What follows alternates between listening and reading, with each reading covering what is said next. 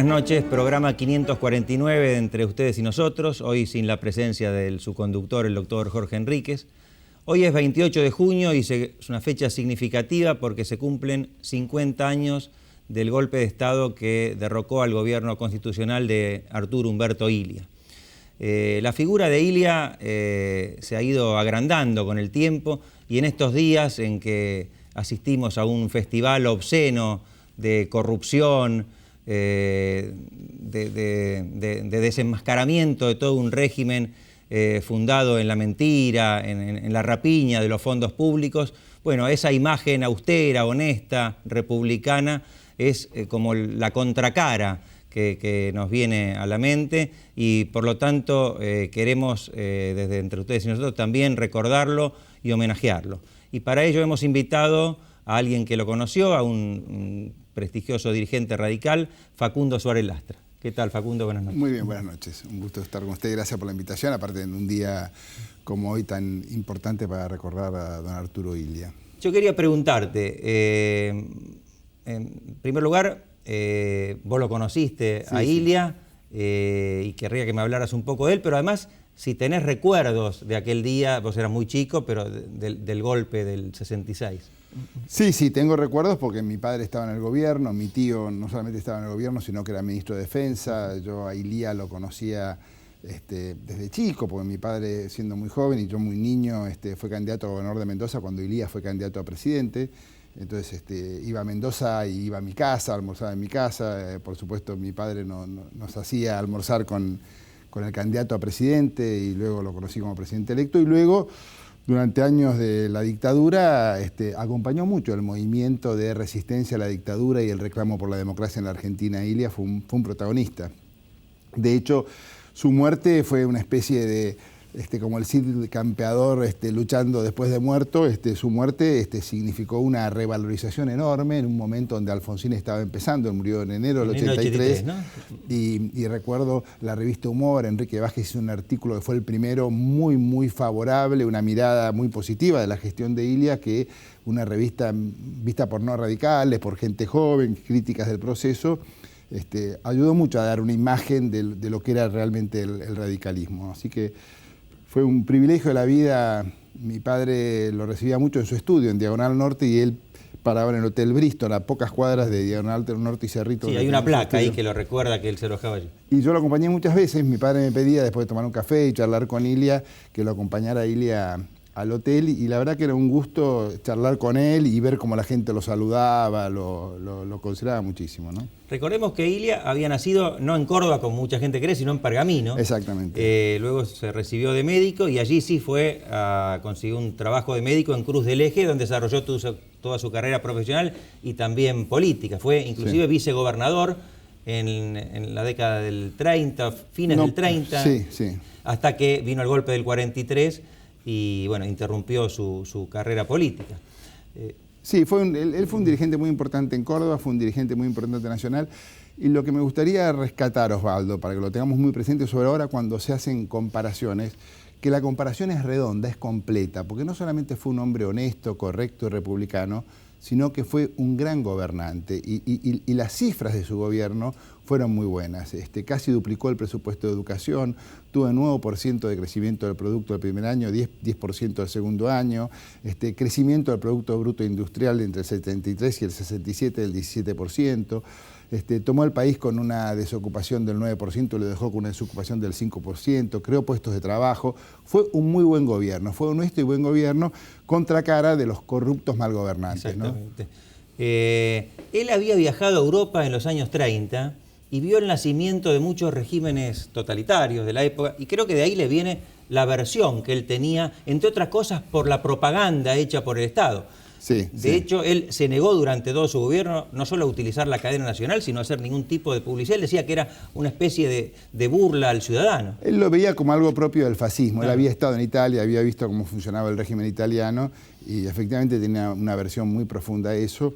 Y bueno, caracterizó eso un poco su gestión, un poco de modestia, meterse hacia adentro, cosa que fue...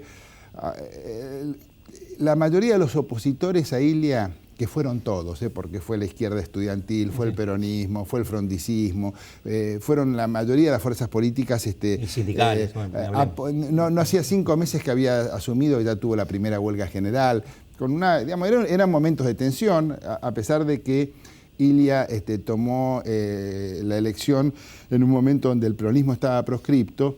Ya a los 2 años de gobierno se hicieron las primeras elecciones generales de medio término parlamentario y el peronismo ya fue permitido. Y una de las razones por las cuales seguramente fue el golpe de Estado fue porque, entre otras, porque había una clara decisión de eliminar la proscripción del peronismo y permitir la participación del peronismo en las elecciones, ¿no? Ahora, cuesta entender el clima que se había creado a partir de algunos medios de comunicación, de algunas revistas famosas de la época, en cuanto a la inoperancia de Ilia y la necesidad de que ese gobierno debiera cesar para emprender un camino que no sabíamos bien qué era, de modernización. Lo que pasa es que hubo muchos años donde la Argentina, la falta de competitividad electoral de la opción conservadora hizo que el Partido Conservador, que se había extinguido, tomara como su fuente de acceso al poder el golpe militar. Entonces no había medias tintas, era la única forma de acceso al poder, no confiaban en la elección popular, era mediante el golpe. Y la verdad que lo que deberíamos recordar el 28 de junio, porque feriado es el 24 de marzo, que fue el golpe más sangriento, el golpe más sangriento sin duda, pero la verdad que yo creo que el 24 de marzo impide ver el problema del golpismo en general. Y la verdad que la decadencia argentina empezó el 6 de septiembre de 1930 con el primer golpe.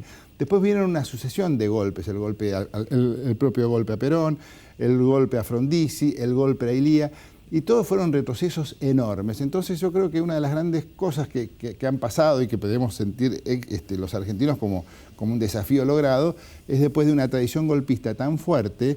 Estamos a 50 años de tal vez uno de los golpes más injustificados, sí, más terribles de la historia argentina. Eso ha quedado fuera del panorama político, digamos, no hay ninguna perspectiva, nadie piensa en eso. Solamente el kirchnerismo, cuando lo criticaban, acusaba de destituyentes a aquellos que... Sí, por suerte eso ha quedado atrás. Aquellos que lo criticaban. Pero en realidad la idea del golpismo ha sido superada en la Argentina y eso nos pone a los argentinos frente a nuestra propia responsabilidad. A mí no me gusta cuando dicen la democracia nos debe... La democracia no nos debe nada, la democracia nos da la posibilidad. Somos nosotros. Hace 25 años tenemos democracia, hace casi 30 años, bueno, ahora somos nosotros, nos toca a nosotros. No es la democracia el problema somos las opciones que tomamos los argentinos, cómo hacemos para superarnos, cómo hacemos para ser más democráticos, y por eso inspirarnos en figuras, en que la política puede ser como Ilia. Eso fue. Luis Federico Usay, premio Nobel, dijo una frase muy, muy linda que dijo: hubo un periodo dorado en la ciencia y la política argentina que fueron los 3 años del gobierno de Arturo Illia. Y es cierto, hubo un periodo dorado y yo creo que los valores que él expresó, yo te diría casi el reconocimiento unánime de esto, es una expectativa de que hay un camino distinto para hacer las cosas. No toda la política tiene que ser sucia, tiene que ser corrupta. Y se puede ser, es que debe ser lo contrario. La política le debe a la Argentina ser mejor. Hay una deuda de la política como tal, la política que tolere estos personajes, que tolere estos sistemas. Porque si uno dijera lo de López, bueno, si hubiera sido, no es un hecho aislado. Cuando vos, Osvaldo, todas las manos derechas, toda la gente del staff de la intimidad que acompañó a Néstor Kirchner, desde que fue intendente y luego gobernador, todos están procesados por delitos que tienen que ver con una forma de organizar el Estado para sancionar fondos, lo que yo denomino cleptocracia. El gobierno organizado para robar. Yo creo que esto fue lo que tuvimos. Sí, sí. Bueno, yendo a temas de actualidad entonces, ¿cómo ves a 6 meses de haber asumido el gobierno de Cambiemos? Yo lo veo muy bien, lo veo bien en el trazo grueso. Yo creo que las decisiones centrales, las medidas principales, el eje central en términos de política económica, de política internacional, de organización del Estado de Derecho, etcétera, a mí me parece que es un rumbo correcto. Me parece que le faltan algunas cosas en el trazo fino que debieron haber sido hechos mejor y que han sido errores. Creo que la política tarifaria fue un error, estuvo mal desarrollada, mal concebida, generó situaciones de desasosiego en muchísima gente que tiene dificultades, en sectores productivos que ven su productividad comprometida. Por supuesto que algo se va corrigiendo, pero me parece que en algunas cosas le ha fallado un poco más de volumen político, pero yo creo que hay predisposición, los radicales que estamos en Cambiemos, aunque no formamos parte del sistema de decisiones, empujamos para colaborar a que esto mejore, ¿no? Esto te quería preguntar, porque estamos viviendo una situación inédita en la Argentina. Es un gobierno que en el Ejecutivo es de un determinado partido, aunque haya llegado con una alianza electoral. Y la alianza, la coalición, parece darse solamente a nivel parlamentario. ¿Cómo está funcionando eso? ¿Requeriría una base mayor esa coalición? Mira, yo lo digo sin ningún tipo de pudor. Yo soy de los que creen que el radicalismo tiene que tener un compromiso y que el gobierno de Cambiemos tiene que estar más abierto, no solamente a gente del radicalismo, a gente de la coalición cívica y gente independiente.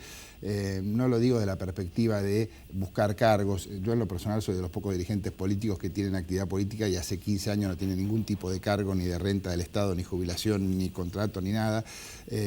Pero creo que hay vocación por ser más partícipes. Esta es una tarea muy difícil, requiere de mucho esfuerzo para convencer a la Argentina de un camino de cambio que está muy bien orientado, y hay una gran vocación del radicalismo y de gente que no es radical pero que forma parte de Cambiemos, de ser más protagonista, de tener más nivel de participación. Del radicalismo. Ahora, y estar más en el sistema de decisiones. A mí me hubiera gustado que hubiera más radicales discutiendo el tema de las tarifas, discutiendo a fondo, bueno, cómo lo hacemos, porque está clarísimo que la política tarifaria del gobierno, que es la principal del gobierno anterior, que es la principal responsable de lo que está sucediendo ahora, del colapso, los 200.000 millones de pesos de déficit del balance en los subsidios de las tarifas a los servicios públicos, tanto de energía como de transporte, la responsabilidad de subsidiar y fomentar el uso indiscriminado de recursos escasos, que es ajeno a cualquier lógica económica, hacerlo en el marco de años donde hubo aumento del salario real, fueron locuras. Bueno, pero ¿cómo lo desarrollás? ¿Cómo haces para que tenga menos impacto inflacionario? La tarea que tiene la Argentina de llevar adelante para romper con la inflación, que es la gran tarea que nos debemos los argentinos en este momento, requiere de mucho esfuerzo político, de mucho acompañamiento, y el radicalismo está, yo lo veo no solamente muchos dirigentes radicales, muchos militantes, los votantes radicales, tienen vocación por participar de esto. Esto lo digo sin pudor, esto no es una pedida de cargo, es decir, esta es una tarea, mira, volviendo a Ilia, el error tal vez más grande del gobierno de Ilia fue que ganó las elecciones con el 23% de los votos, que es más, porque si computamos los votos, pero desde una situación de minoría, pero con un apoyo enorme en el colegio electoral. Y su gabinete no reflejó el resultado electoral. Y yo creo que el gabinete de Cambiemos tiene que ampliarse para reflejar en el seno del sistema de decisiones del gobierno a todos aquellos que contribuyeron para que esto sucediera. Y esto no implica solamente a los radicales, hay periodistas, hay independientes, hay economistas, hay gente que hizo una prédica constante todos estos años para denunciar lo que estaba pasando, indicar el camino, que tiene una enorme vocación, y creo que hay que ampliar la base de sustentación del gobierno de Cambiemos. Bueno, Facundo, te agradezco mucho. Te recuerdo a Arturo Ilia y bueno, esperemos que sea conocido por más jóvenes que lo tomen como una figura ejemplar, como lo fue. Exactamente, conocido, reconocido y seguido en sus valores y en su forma, ¿no? Bueno, muchísimas gracias. Gracias a ustedes por la invitación. Ahora vamos a ver una entrevista de la Fundación Medeos del doctor Miguel Secchi al ministro de Salud de la Nación, el doctor Lemus, que nos hablará sobre la implementación del Plan de Salud Nacional, y a la vuelta charlaremos con el periodista Juan Pablo Rebor. Buenas noches. A propósito de continuar abordando los temas de salud pública y agradeciendo participar en el programa del doctor Jorge Enríquez, a propósito de salud pública y Plan Nacional de Salud, tenemos la gran oportunidad de poder conversar unos minutos con el doctor Jorge Lemus, ministro de Salud, a quien le entregamos la palabra para que explique cuáles son los aspectos básicos que hoy considera importantes de su gestión. Bueno, gracias, doctor Secchi. Gracias por permitirnos explicitar cuál es nuestro plan de salud. Nosotros empezamos a trabajar en este plan en el 2012 y desarrollamos un plan que consta de un diagnóstico de situación, que consta de políticas de Estado, políticas sustantivas y estrategias de implementación y de evaluación. Esto lo aplicamos desde el primer día o sea, el 11 de diciembre nosotros ya estábamos trabajando este plan. Vamos a hablar de algunos aspectos del plan. Incluye 12 políticas de Estado en salud. Hoy no podemos hablar de las 12, pero vamos a hablar de algunas de las más importantes. La primera de ellas es la cobertura universal de salud. El sistema de salud argentino, como todos sabemos, adolece de algunos problemas importantes. Algunos problemas son planetarios, o sea, es lo mismo acá que en cualquier otro país del mundo: el aumento de los costos, el aumento de la edad de la población, con lo que hace una transición epidemiológica a enfermedades cada vez más caras, pero en otros aspectos es característico de la Argentina. De esto rescato dos características: la fragmentación y la segmentación del sistema de salud argentino. Como estamos acostumbrados a ello, a veces no pensamos que esto sea un problema, pero en realidad coexisten en el país 3 y yo diría 5 subsectores de salud. Uno, el público; otro, el de las obras sociales; otro, el privado; otro, el PAMI; y otro que es una mezcla de amparos, de judicialización por amparo, y otros aspectos que hacen a una nueva fragmentación. Como suelo decir, esto no sería nada, porque el problema es que está fragmentado el fragmento. Es decir, cuando uno habla del sistema público, tiene que hablar de un sistema público nacional, uno provincial y uno municipal. Cuando hablamos de obras sociales, no es un único sistema de seguridad social, sino que tiene 300 obras sociales. Y cuando hablamos de un sistema privado, estamos hablando de una importante cantidad de diversos tipos de sistemas privados, donde se incluyen mutuales, sociedades anónimas, cooperativas, etc. Entonces, ¿a dónde va la cobertura universal de salud? Va a que, de la misma manera que el que tiene una cobertura de obra social, privada o de PAMI, tiene un carnet, está individualizado, tiene un listado de lo que se le tiene que dar de medicamentos y de otras prestaciones en salud, nosotros queremos que a la población nominalizada, que no tenga otra cobertura sino la pública, tenga su documento nacional de salud, esté nominalizado y sepamos a quién le estamos dando, y detrás de esto vamos a poner todos los recursos del Estado Nacional para asegurar esa cobertura universal de salud. Para esto, el Ministerio tiene una importante cantidad de programas que en este momento están desarticulados. No están, o sea, uno da lentes, el otro arregla muelas, pero no hay ninguno que le dé una cobertura total a la población, que es lo que estamos buscando. Esto ya se lanzó, ya se hizo la resolución, está caminando muy bien, y para el mes de agosto ya vamos a tener las listas de nominalización de toda la población que va a ser beneficiaria de esta nueva cobertura del oficial.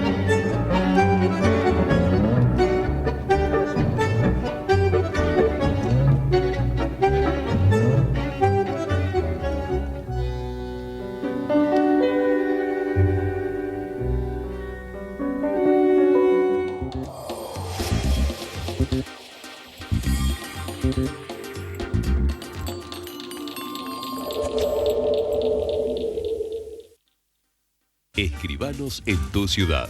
Nuestro consejo es prevenir problemas. Colegio de Escribanos de la Ciudad de Buenos Aires. Consejo Federal del Notariado Argentino.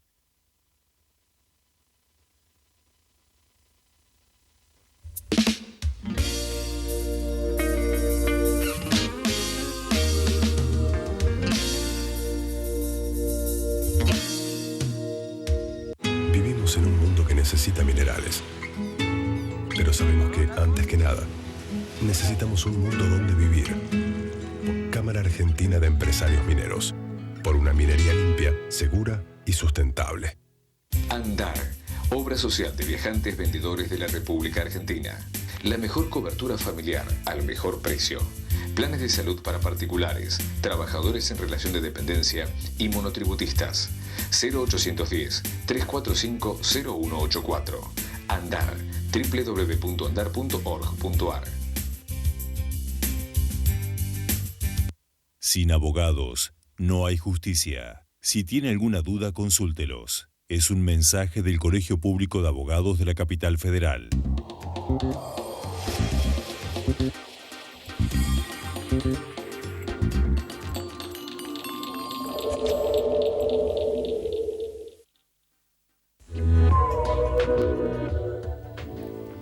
Continuamos en Entre Ustedes y Nosotros, ahora con Juan Pablo Révora. ¿Cómo te va? ¿Cómo estás, Osvaldo? ¿Bien?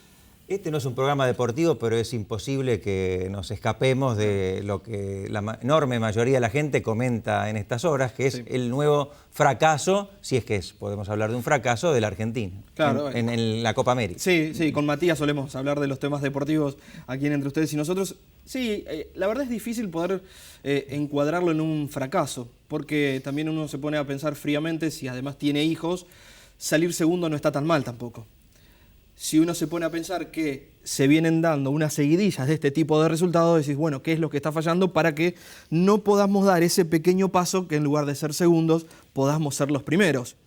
Para clarificar un poco más este mensaje, sí. No está mal salir segundo. Claro. O sea, quiere decir que sos el segundo mejor, nadie se acuerda de los segundos. Pensemos esto, ahora que vos no lo había pensado, pero ahora que vos lo decís. La Argentina, en el primer mundial de la historia, en Uruguay, en 1930, salió segundo. Así es. Pero después, hasta 1978, no salió ni segundo, ni tercero, ni cuarto, ni nada.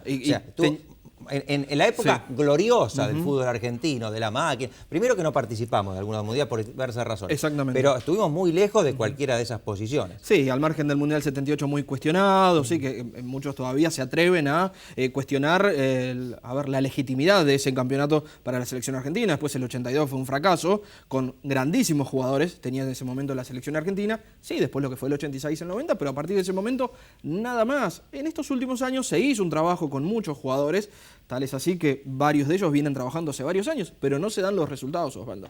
Obviamente el mayor peso... Se dan, pero falta el pasito final. Exactamente. Y el mayor peso cae sobre Lionel Messi. Es así, es inevitable, porque caemos enseguida en esta comparación, es decir, ¿por qué en el Barcelona gana todo y con la camiseta de la selección no se le pueden dar estas cosas? Las realidades son distintas, los jugadores que lo acompañan son distintos, y ahí pasa también por la clave. No creo que sea necesaria esta renuncia por parte de Messi a la selección argentina. Creo que Messi le hace bien a la selección argentina. Se necesitan jugadores así. Tal vez habrá que rodearlo un poco mejor. Tal vez habrá que empezar a pensar las cosas distintas. Y también creo que también habría que empezar a planificar en serio en este país y trazarse los objetivos. Hoy la selección argentina tiene un técnico al cual se le deben 7 meses. Sí, por allí salieron informes también, que era uno de los técnicos que más cobraba en esta Copa América que se disputó, pero también debe ser el único técnico que se le deben tantos meses. Es un técnico que también ya tiene en su cabeza los jugadores para afrontar los Juegos Olímpicos de Río de Janeiro en poco tiempo, nada más, en el mes de agosto. Entonces, hay muchas cuestiones. Y también una situación de la Asociación del Fútbol Argentino, que venimos hablando en este programa, hacemos hincapié mucho con Matías y analizándolo, una realidad nefasta para el fútbol argentino. Tendrá que ver también, sin lugar a dudas, lo que nos ha dejado estos 12 años de gobierno, donde el kirchnerismo metió la pierna, así están las cosas. Y así está en la AFA, ¿sí? Con deudas, nadie se quiere hacer responsable, nadie sabe qué hacer. Nosotros estamos grabando este programa el lunes a la noche. Están pasando muchísimas cosas. Por eso no queremos adelantar datos que tal vez quedan que no hay desafiliación, que no hay intervención, que no hay nada. Sí, lo cierto que seguramente haya algún tipo de comisión en donde el gobierno nacional esté metido, donde esté la justicia metida y en donde también los clubes de una vez por todas se pongan los pantalones, dejen los intereses personales y, traten también de priorizar a las instituciones y al fútbol argentino. Sí, lo cierto es que, como vos decís, estamos grabando horas antes de la emisión del programa. No se sabe qué va a pasar con la AFA, porque en principio había una intervención comunicada por la FIFA, la jueza Servini de Cubría, que está interviniendo por una denuncia, la rechaza, pero por otro lado, si el gobierno o la justicia intervinieran, de acuerdo a los estatutos de la FIFA, podría ser desafiliada la AFA. Es decir, es un tema muy problemático. Y lo cierto es que hoy la AFA tiene un presidente que el día jueves termina su mandato. ¿Sí? El 30 de junio termina el mandato de Luis Segura. Un Segura que no ha renunciado, pero sí anticipó que no va a continuar más allá de este tiempo, que es el día jueves, es su último día. Cambiando el ángulo de la información, como decía algún periodista, López, hijos de Báez, Rosadita, sí. En fin, estamos viviendo todo este espectáculo diariamente. Y la pregunta que muchos nos hacemos, y no tengo la respuesta, es, ¿realmente la justicia federal va a ir a fondo con todo esto? ¿Ha llegado hasta aquí por propia determinación o presionada por la opinión pública y por los hechos que el periodismo ha ido descubriendo? No sé. Vos sos un hombre que conocés los pasillos judiciales mucho más que yo, Osvaldo. Yo lo que te puedo decir, y podemos contarle a la gente, que en los últimos días también han salido muchas encuestas en relación a esto, a ver qué opinaba la gente de toda esta situación.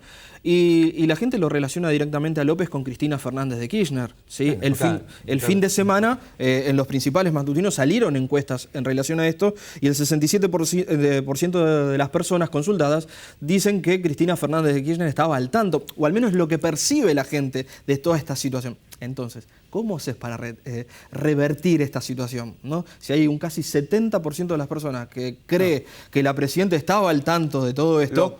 Lo que causa cierta indignación es que estas causas tenían muchos años. Las denuncias, no hablemos de las de Elisa Carrió, que ya desde el año 2003, pero tenían un tiempo muy prolongado y los jueces las dejaron dormir. Y ahora, en 24 o 48 horas, hacen diligencias espectaculares las que llevan el periodismo. Es decir, está bien, ahora están haciendo lo que deben hacer, pero ¿por qué no volverían a no hacerlo mañana? Esa es la duda que a muchos nos deja. Así es, sí, la celeridad de la justicia en este caso, el tema del teléfono de López también, qué pasó esa noche, esa madrugada, a quiénes se llamaba López y con tanta insistencia, se han detectado más de 40 llamados, ¿sí? Que entraban, salían de un lado para el otro, cotejaron las antenas. Bueno, evidentemente tiene mucho trabajo la justicia, Osvaldo, ojalá que realmente lo haga como corresponde. Esperemos. Y se nos ha terminado el tiempo y lo vamos a cumplir escrupulosamente, a rajatabla, de manera que muchas gracias y nos vemos el martes próximo.